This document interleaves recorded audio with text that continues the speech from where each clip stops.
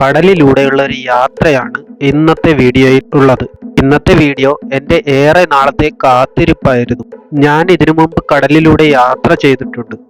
അത് എനിക്ക് 10 വയസ്സുള്ളപ്പോഴാണ്. അന്നൊരു ഹർത്താൽ ദിനമായി. നമുക്കറിയാം, അപ്പോഴൊക്കെ എപ്പോഴെന്നില്ലാതെ ഒരു ഹർത്താൽ വരുമായിരുന്നു. പക്ഷേ ഇന്നത്തെ യാത്ര നേരത്തെ പറഞ്ഞുറപ്പിച്ചതായിരുന്നു. ഞാനിപ്പോഴുള്ളത് തെക്കൻ കേരളത്തിലെ അവസാന തീരദേശ ഗ്രാമമായ പൊഴിയൂരിലാണ്. ഇവിടെ നിന്നാണ് യാത്ര തുടങ്ങുന്നത്. സുരക്ഷയ്ക്ക് വേണ്ടിയിട്ട് വള്ളത്തിന്റെ ഉടമസ്ഥനും ശ്രാങ്കുമായ ജിനുചേട്ടൻ പറഞ്ഞു, വള്ളം ആദ്യം കടലിൽ ഇറക്കിയ ശേഷം നെയ്യാർ നദി അറബിക്കടലുമായി സംഗമിക്കുന്ന ഭാഗത്തുകൂടെ നദിക്കകത്ത് എത്തിച്ച ശേഷം യാത്രക്കാരേക്ക് കയറ്റാം എന്നും. അങ്ങനെ യാത്രയുടെ മുൻകരുതൽ എഞ്ചിനൊക്കെ പ്രവർത്തിക്കുന്നുണ്ടോ എന്ന് പരിശോധിക്കുന്നുണ്ടായിരുന്നു. പരിശോധനകൾക്ക് ശേഷം വള്ളം കടലിലോട്ട് ഇറക്കുന്ന കാഴ്ചയാണ് നമ്മളിപ്പോൾ കണ്ടുകൊണ്ടിരിക്കുന്നത്. അതാ നമ്മുടെ വള്ളം കടലിലോട്ട് ഇറക്കി. ഇനി കടലിലൂടെ ഇറക്കിയ വള്ളം നെയ്യാറിനകത്ത് പ്രവേശിപ്പിച്ച ശേഷമാണ് ഞങ്ങൾ യാത്ര തുടങ്ങിയത്. നെയ്യാറിനകത്ത് നിന്ന് ഞങ്ങൾ 10ഓളം പേർ ഈ വള്ളത്തിൽ യാത്ര ചെയ്യുകയുണ്ടായിരുന്നു. യാത്ര എങ്ങോട്ടെന്ന് ഇത്രയും നേരമായിട്ടും ഞാൻ പറഞ്ഞില്ല. ഈ ഭാഗം കൂടെ കടന്നിട്ട് അതൊക്കെ പറയാമെന്നാണ് ഞാനിപ്പോൾ കരുതുന്നത്. ഇതാണ് പൊഴി എന്ന് പറയുന്ന ഭാഗം, ആറും കടലുമായി സംഗമിക്കുന്ന ഭാഗം. ഈ ഭാഗം കൂടെ വേണം ഞങ്ങളുടെ വള്ളം കടലിലോട്ട് ഇറങ്ങാൻ. തിരകളുടെ ശക്തി കുറഞ്ഞ സമയം വേണം ഈ ഭാഗത്തു കൂടെ കടലിലോട്ട് പ്രവേശിക്കാൻ. അപ്പോൾ തന്നെ ഒരു തിരമാല ഞങ്ങൾക്ക് മുന്നിലെത്തി. വള്ളം അവയെ കീറി മുറിച്ചുകൊണ്ട് അറബിക്കടലിലോട്ട് എത്തിയിരിക്കുകയാണ്.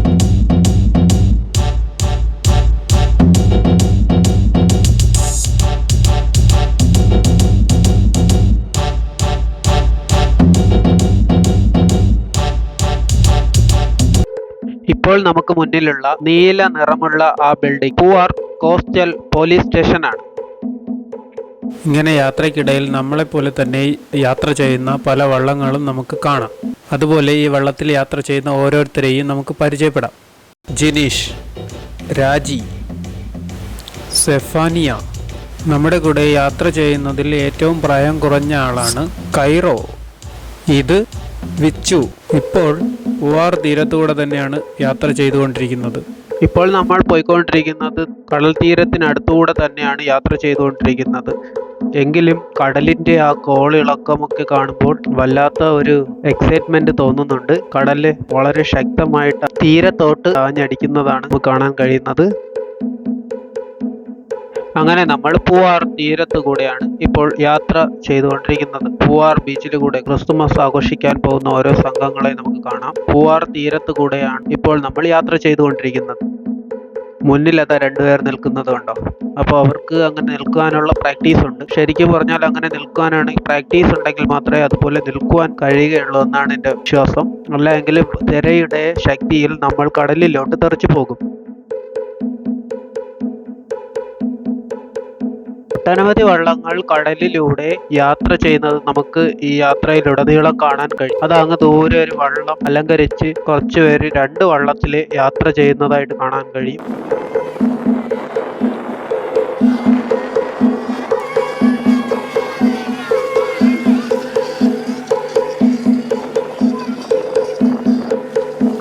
ഇപ്പോൾ നമ്മൾ കടൽ തീരത്തൂടെയാണ് യാത്ര ചെയ്തുകൊണ്ടിരിക്കുന്നത്.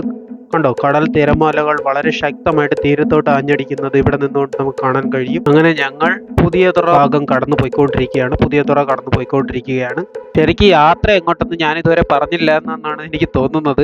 നമ്മൾ യാത്ര പോയിക്കൊണ്ടിരിക്കുന്നത് കോവളം ബീച്ചിലോട്ടാണ്. കോവളം ലൈറ്റ് ഹൗസ് ബീച്ചിലോട്ടാണ് യാത്ര പോയിക്കൊണ്ടിരിക്കുന്നത്. ഒരുപാട് നാളത്തെ ആഗ്രഹമാണെന്ന് ഞാൻ ആദ്യമേ തന്നെ പറഞ്ഞല്ലോ. കടൽ മാർഗം കോവളം ബീച്ചിലോട്ട്, ലൈറ്റ് ഹൗസ് ബീച്ചിലോട്ട് ഉള്ളൊരു യാത്രയാണ്. 2 എഞ്ചിൻ ഘടിപ്പിച്ച വള്ളത്തിലാണ് നമ്മളിപ്പോൾ യാത്ര ചെയ്തുകൊണ്ടിരിക്കുന്നത്. നമ്മുടെ ഈ യാത്രയിൽ അങ്ങോട്ട് ദൂരോട്ട് നോക്കിയപ്പോൾ കുറെ പരുന്തുകൾ അങ്ങനെ കൂട്ടമായിട്ട് അവരിങ്ങനെ പറക്കുന്ന ഒരു കാഴ്ചയാണ്. ശരിക്കും ബീച്ചിൽ വന്ന് നിൽക്കുമ്പോൾ പൂവാർ നോർത്ത് ഭാഗത്തിലോട്ട് ഈ പക്ഷികൾ ഇങ്ങനെ പറക്കുന്നത് കാണുന്ന ഒരു കാഴ്ചയാണ്. അതിപ്പോൾ കടലിലൂടെ യാത്ര ചെയ്തപ്പോൾ കുറച്ചുകൂടെ അടുത്ത് നിന്ന് എനിക്ക് കാണാൻ കഴിഞ്ഞ ഒരു കാഴ്ചയാണ്.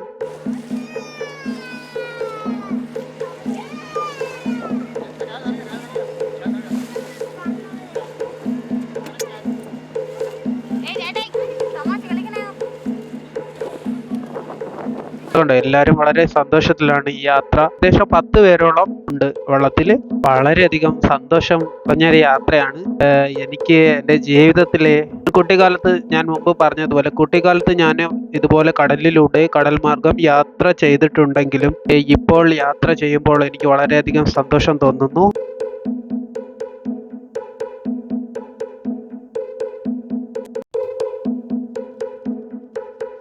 ഇപ്പോൾ നമ്മൾ ഏകദേശം അടിമല്ലത്തുറയുടെ അടുത്തെത്താറായി. ഇതാണ് നമ്മുടെ വള്ളത്തിന്റെ സ്രാങ്ക്. ജിനു എന്നാണ് പുള്ളിക്കാരന്റെ പേര്. ഇവിടെ നിന്നും കോവളം വരെ പുള്ളിയും ജിനീഷുമാണ് വള്ളം നിയന്ത്രിച്ചിരുന്നത്.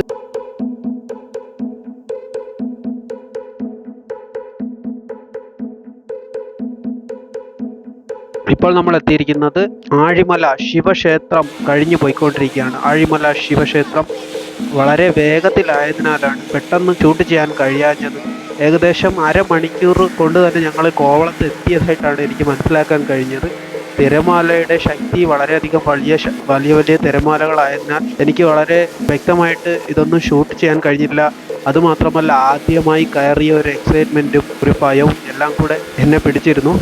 ഇപ്പോൾ നമ്മൾ ഏകദേശം വിഴിഞ്ഞം തുറമുഖത്തിനായിട്ട് അടുത്തെത്തിയിരിക്കുകയാണ്. ഇത് പുളുങ്കുടി ഭാഗത്ത് നമുക്ക് കാണുന്ന റിസോർട്ടുകളാണ്.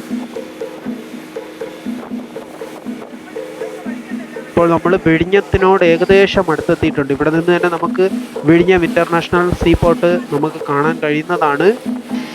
ഇതുപോലെ ഒരുപാട് പേര് കടൽ മാർഗം യാത്ര ചെയ്തുകൊണ്ടിരിക്കുന്നതാണ് നമുക്കിവിടെ കാണാൻ കഴിയുന്നത്. അത് തുറമുഖത്തിനടുത്തൂടെ നമ്മൾ ഇവിടെ വള്ളം പോയിക്കൊണ്ടിരിക്കുകയാണ്. നമ്മൾക്ക് ദൂരെ പൊഴിയൂരിൽ നിന്നും കാണാമായിരുന്ന STS ക്രൈൻ, അതായത് നമ്മൾ വെച്ച് കാണുകയാണ് STS ക്രൈൻ.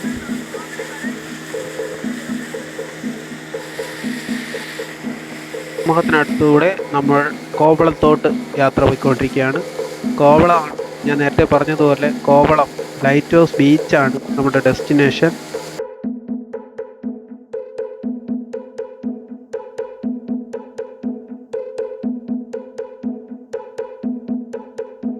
നമ്മൾ കോവളം ലൈറ്റ് ഹൗസ് ബീച്ചിനടുത്ത് എത്താറായി. ദൂരെ നമ്മുടെ ലൈറ്റ് ഹൗസ് അങ്ങനെ കാണാൻ കഴിയും.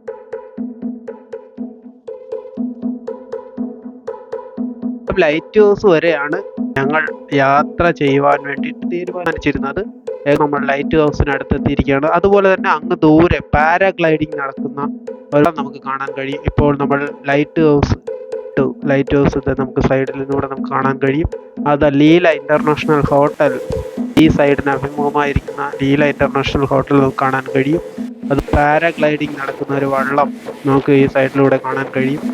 വന്നു കഴിഞ്ഞാൽ പാരാഗ്ലൈഡിങ് ചെയ്യാൻ കഴിയും. പേർക്ക് അറിയാമെന്ന് എനിക്കറിയത്തില്ല. കോവളത്ത് നമുക്ക് പാരാഗ്ലൈഡിങ് ചെയ്യാൻ കഴിയും. അതിന് സ്കൂബ ഡൈവിങ്ങും, തീര അനുകൂലമാണെങ്കിൽ സ്കൂബ ഡൈവിങ്ങും പാരാഗ്ലൈഡിങ്ങും കോവളത്ത് വന്നാൽ ചെയ്യാൻ കഴിയും. അത്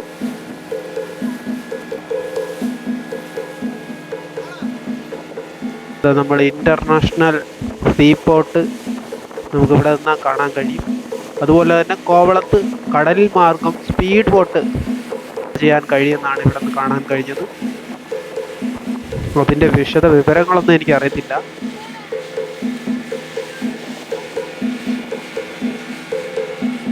അങ്ങനെ നമ്മുടെ ഡെസ്റ്റിനേഷനായ കോവളം ലൈറ്റ് ഹൗസ് ബീച്ചിൽ വെള്ളം എത്തിയിരിക്കുകയാണ്. ഇവിടെ കുറച്ച് സമയം ഞങ്ങൾ സ്പെൻഡ് ചെയ്തതിന് ശേഷമാണ് മടങ്ങിപ്പോയത്. ശരിക്കും ഇവിടെ ഒരുപാട് ആൾക്കൂട്ടം നമുക്ക് ബീച്ചിൽ കാണാൻ കഴിയും. ക്രിസ്മസ് ആഘോഷിക്കാനും പുതുവത്സരം ആഘോഷിക്കാനും എത്തിയവരാണെന്നാണ് വിശ്വസിക്കുന്നത്. ഇന്നേ ദിവസം ക്രിസ്മസ് ആയതിനാൽ ഏറ്റവും കൂടുതൽ പേര് ക്രിസ്മസ് ആഘോഷിക്കാനാണ് ഇവിടെ എത്തിയതെന്നാണ് മനസ്സിലായത്. ആദ്യമായിട്ടാണ് ഇങ്ങനെ കടലിലൂടെ, ഏകദേശം ഞാൻ മുമ്പ് പറഞ്ഞതുപോലെ കുട്ടിക്കാലത്ത് യാത്ര ചെയ്തത് ഒരു പേടിയുടെ പുറത്തായിരുന്നെങ്കിലും ഇപ്പോൾ ആഗ്രഹത്തിൻ്റെ പുറത്ത് യാത്ര ചെയ്തതാണ്.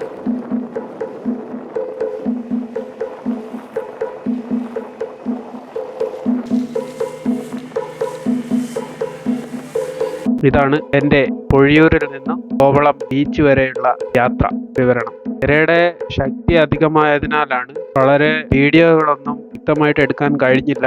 അടുത്ത് ഇതുപോലെ യാത്ര ചെയ്യുകയാണെങ്കിൽ കുറച്ചുകൂടെ വീഡിയോ നന്നാക്കാൻ വേണ്ടി ശ്രമിക്കുന്നതാണ്.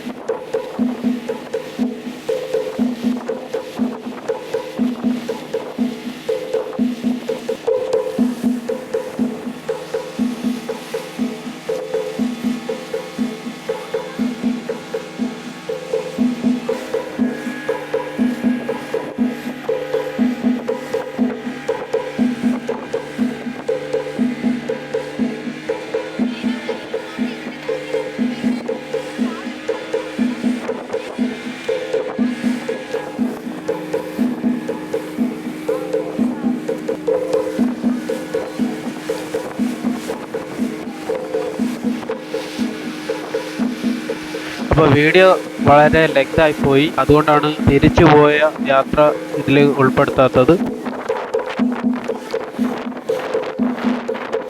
വീഡിയോ കണ്ട എല്ലാവർക്കും നന്ദി.